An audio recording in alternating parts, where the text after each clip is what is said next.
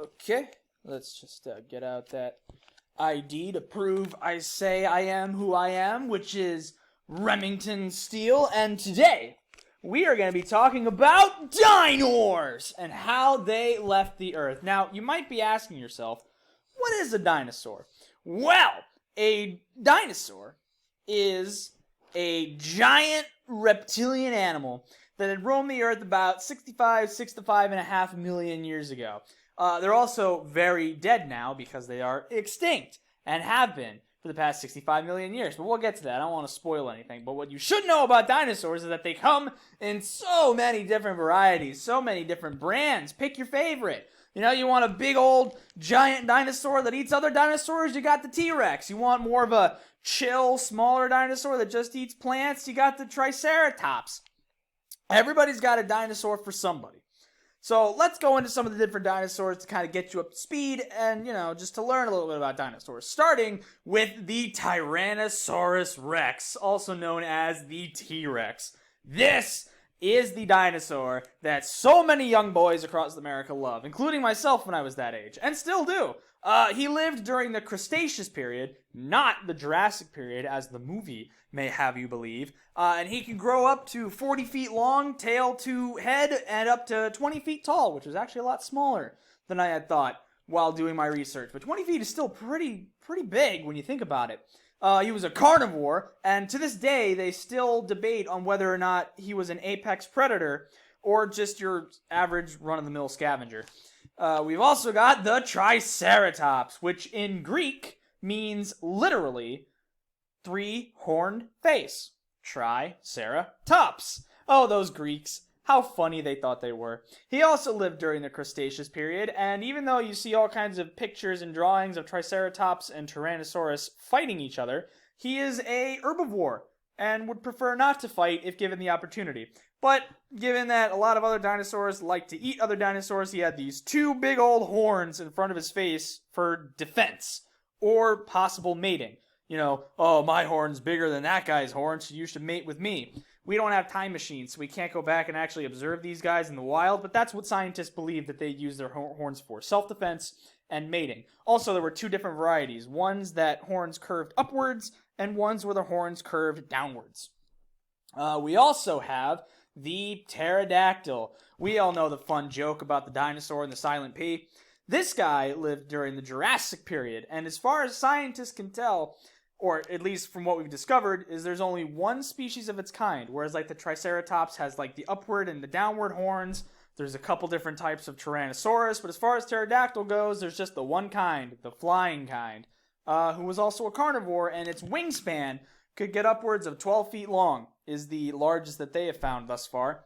We also have the Stegosaurus. This guy had some really big, almost metallic-like plating on its back, which they also believe was self-defense because he was an herbivore. It's the common trend among dinosaurs is that the spikier you are, the more defensive you were. Like, if you were eating plants and minding your own business, you needed, like, horns and other kind of jutting scales to protect you from the other dinosaurs that would try to eat you while you're just minding your own business. We also have the Brachiosaurus, which is the one with the really long neck. I personally had a toy of this particular dinosaur, almost like the photo you see in the bottom right. This guy was also an herbivore who could grow upwards of 69 feet tall and would use its long neck to feed off of the leaves of trees and foliage and other things like that. We also have the Silophysis, if I'm pronouncing that correctly. I'm pretty sure I am. I'm reading enunciations, but this guy lived during the Triassic period. He is the OG of OG dinosaurs. This is what is most scientists classify as the first dinosaurs we've come to understand them. He was rather on the small side, no bigger than, double that of a human, and he could grow upwards about 10 feet long. He's very similar to the velociraptors that came about much later. I think also the Cretaceous period. Jurassic Park was not very accurate within the time period of when dinosaurs actually roamed the earth in their different periods. Now, all this information on dinosaurs, and you're probably asking yourself, what happened to them all? Why don't we have dinosaurs walking around in today's times? Well, a big old meteor slammed into the side of the earth, causing all kinds of hellfire and brimstone to rain across the land, burning the crops, burning the dinosaurs, and just causing a really bad time for pretty much any living thing on the planet at that time. Now, why do scientists think it was a meteor that had caused the extinction of the dinosaurs 65 million years ago? Well, there is a little piece of land in Mexico called the Yucatan Peninsula, and on this peninsula is a big old crater called the Chicxulub crater, and this is the crater they believe to be the remnants of that event in question. It is 110 miles long in diameter, which matches up with how big a piece of space rock would have to be to cause such an event, and they also found different sedimentary soils that date back about 65 million years ago when they believe all this event had happened. But at the end of the day, a problem with, trying to guess how the dinosaurs lived or even how the dinosaurs died is that it's all just a theory.